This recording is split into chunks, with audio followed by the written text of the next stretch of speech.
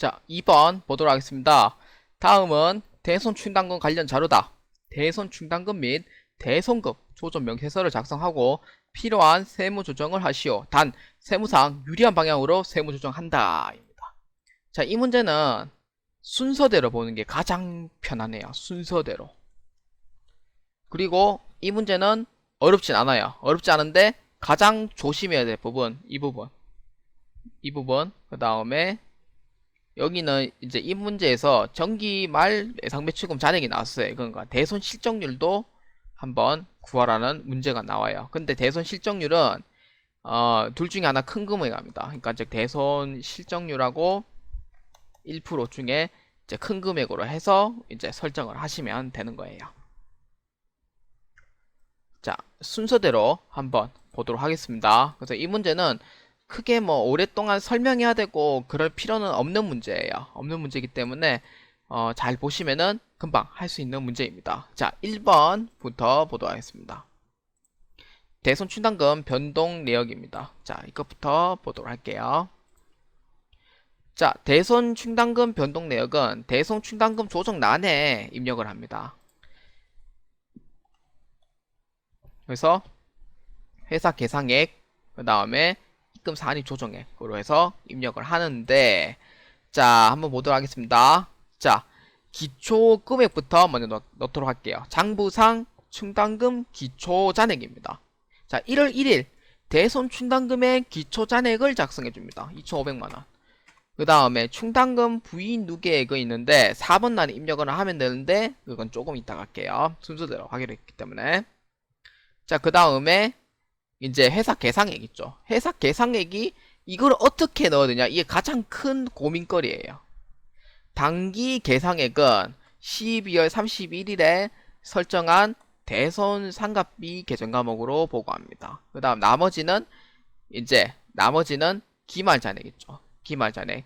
그러니까 즉 보충액을 기말 잔액 빼기 12월 30일에 설정한 대손 상각비를 보고 이제 보충액에 집어넣어 주면 돼요. 그러면은 한도 개가 6번에 개 있죠. 6번에 개. 이게 기말 잔액하고 딱 맞아 들어가야 됩니다. 아시겠죠?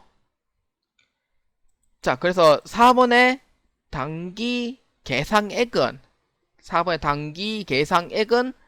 12월 31일 대손 상각비로 보충법에 의해서 한 800만원 넣어주고, 그 다음에 보충액은 기말잔액 3천만원에서 보충법에 의한 대손 상각비 800만원만큼 빼주면 돼요. 얼마냐면은 2200만원입니다. 그러면은 걔 얼마? 3000만원이 되는 거예요. 그래서 회사 계상액은 기말잔액 3000만원을 맞춰줘야 됩니다. 그러면은 과소, 환입, 과다, 환입 300만 나오죠. 이거는 다 끝난 게 아니에요. 자, 그 다음에 이제 1번은 다 입력했어요. 그 다음에 2번 한번 보도록 하겠습니다. 2번 대손 발생 내역입니다. 9월 10일입니다. 당기에 대손 처리한 300만원은 채무자의 파산 종결에 따른 회수 불가능액으로 확인된 채권이다. 외상 매출금이에요. 그러니까 이 금액을 얘기하는 거예요. 300만원이 파산 종결에 따른 회수 불가능액이라는 거예요. 파산 종결에 따른. 그래서 파산 종결에 따른 회수 불가능이니까 어디에? 1번에 대손금 조정에 입력하면 된다는 거예요. 대손금 조정. 자, 일자 9월 10일. 자, 계정 과목 외상 매출금, 채권 내역, 매출 채권, 대손 사유, 파산이죠. 파산 종결이니까 파산. 금액 얼마? 300만원. 자, 여기서 가장 중요한 부분이 대손 충당금 상계액과 당기 손비 계상액인데, 당기 손비 계상액은 계정 과목이 뭐냐면은 대손 상각비 계정 과목으로 회계 처리한 경우에 당기 손비 계상액 넣어줘요. 그런데 이 문제에서는 대손 충당금에서 9월 10일에 상계한 거죠. 그렇기 때문에 대손 충당금 상계액에 시인에게 300만원만큼 넣어주면 됩니다. 300만원만큼. 그래서 당기 손비 계상액이 아닌 대손 충당금에서 회계상 상계했기 때문에 대손 충당금 상계액 시인에게 300만원만큼 넣어주면 된다는 거예요. 자, 그러면은 이제 2번 이제 9월 10일자 끝나고, 그다음 당기 중 소멸시효 완성된 외상배출금 600만원이 있고 신고 조정으로 송금 산입하기로 하다 입니다. 자, 소멸시효 완성이에요. 소멸시효 완성은 신고 조정이 가능합니다. 이거는 반드시 알고 계셔야 될 부분이에요. 의외로 신고 조정이 가능한 대손은 소멸시효 완성 하나뿐이에요. 나머지는 결산 조정이에요. 자, 소멸시효 완성이 600만원이에요. 단기에 송금 산입하기로 했다는 거예요. 소멸시효 완성이 되었기 때문에 송금 산입한 거예요. 근데 전기에 송금 불산입하고 그런 내용은 없어요. 없기 때문에 날짜도 없어요. 심지어. 그래서 이게 어디에 넣어야 되나 이게 헷갈려요. 이게 넣어야 되나? 여기에 넣어야 되나? 헷갈려요. 헷갈리기 때문에 그래서 이 부분은 소멸시효가 완성된 단기 중에 소멸시효가 완성됐다는 거예요. 그럼 전기에 또 전전기에는 이제 대손이 일어났겠죠. 그래서 소멸시효가 완성됐다는 거예요. 단기에. 그래서 기말 현재 대손금 부인 누계액 18번 나있죠. 여기에 넣어줍니다. 단기에. 단기에 얼마? 마이너스 600만원만큼 넣어줘야 돼요. 왜? 송금 산입이니까. 마이너스 600만원만큼 넣어줘야 됩니다. 그래서 이거를 넣기, 이 18번을 넣기 위해서는 요 3번을 먼저 입력해야 됩니다. 전기말 외상배출금 잔액 21억원, 단기말 외상배출금 장부가액 11억원 있습니다. 헷갈리죠? 이거 빼야 되냐? 이거 빼야 되냐? 그러면 10억을 입력해야 되나? 이렇게 생각할 수도 있어요. 절대 안 돼요. 그렇게 하면 절대 안 됩니다.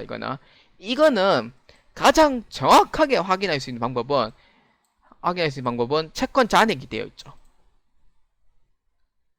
채권 잔액. 3번 나오고 있는 것도 채권 잔액에서 원장 조회를 먼저 합니다. 또는 잔액 조회.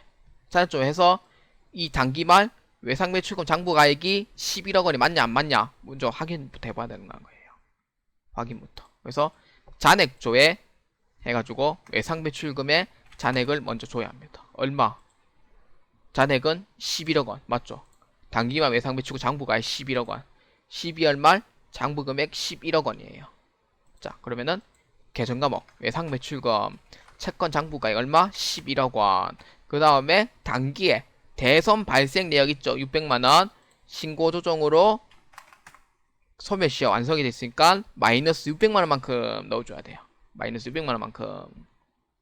자, 그러면은 채권 잔액은 10억 9,400만원으로 해서 이제 세무상 조정 금액을 결정합니다.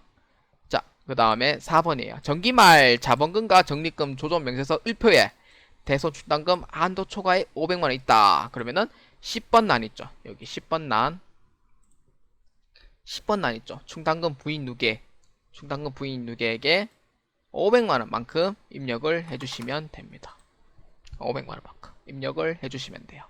그리고 반드시 입력하실 때 전기에 그 한도 초과액이 나오면은 단기에는 이제 이 금액만큼 송금 추인이 됩니다. 그러니까 즉 한도 초과액 됐기 때문에 단기에는 반대 세무조정으로 넘어가 줘야 돼요. 그래서 반드시 15번에 과소환입에 기초금액과 기초에 있는 송금 불산입된 금액하고 일치해야 됩니다. 송금 추인할 때. 다르면은 어딘가 잘못 입력했다는 거예요. 그래서 반드시 같아야 합니다.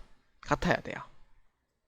자, 그러면 이제 대송금 조정 명세서는 여기까지 다 입력했어요. 자, 그럼 여기서 끝났냐? 아니죠. 세무조정까지 해야 되겠죠. 세무조정도 해야 돼요. 세무조정은 총 3군데 있습니다. 첫 번째는 이제 대손 이제 충당금 한도 초과 이렇게 있어요. 한도 초과 얼마?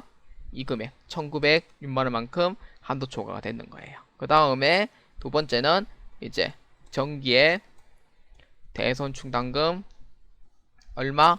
500만원으로 해주고, 그 다음 세 번째 빠져선 안 될 부분 소멸시효 완성 있죠. 신고 조정 얼마? 600만원만큼 조정을 해주시면 되겠습니다. 세무조정은 총 3군데입니다. 자, 그러면은 이제 조정 등록 F3번을 클릭을 해서 한번 조정을 해보도록 하겠습니다. 자, 대손 충당금 한도 초과입니다. 유보 발생이죠. 그러니까 사내에 빠져나간 게 없어요. 대손이 일어났을 때 유출하지만 대손을 설정할 때는 유출된 거에 없기 때문에 유보 발생입니다. 사내 유보이기 때문에. 그 다음에 대손 충당금 과다 환입액이라고 칩니다. 정기 대손 충당금 한도 초과액이 나와요. 유보 감소로 500만원 이제 되고, 그 다음에 소멸시효 완성 있었죠. 소멸시효 완성 채권 얼마? 600만원만큼 유보 발생으로 해서 송금 산입하시면 되겠습니다. 자, 그리고 AT에서 얘기도 하겠지만 유보 발생과 유보 감소에 대해서 알려드릴게요. 자, 흔히 얘기하는 수기에서 플러스 유보, 마이너스 유보 이 개념이 아니에요. 유보 발생은 최초 발생분, 그러니까 즉 유보에 대해서 최초 발생분, 그러니까 즉 송금 산입, 입금 불산입, 뭐 입금 산입, 송금 불산입 관계없이 무조건 최초 발생분. 그 다음에 유보 발생은 유보 감소는 유보 발생 이후 반대의 조정이 일어났을 때 유보 감소를 합니다. 아시겠죠? 이거는 전산상 다르니까 반드시 알고 계셔야 돼요. 그래서 모든 거 다 맞았는데 소득 처분 때문에 틀린 경우도 덜어 생기거든요. 그래서 유보 발생과 유보 감소의 이런 개념을 반드시 알아두시길 바라겠습니다. 자, 그러면은 다음 5-3번으로 넘어가도록 하겠습니다.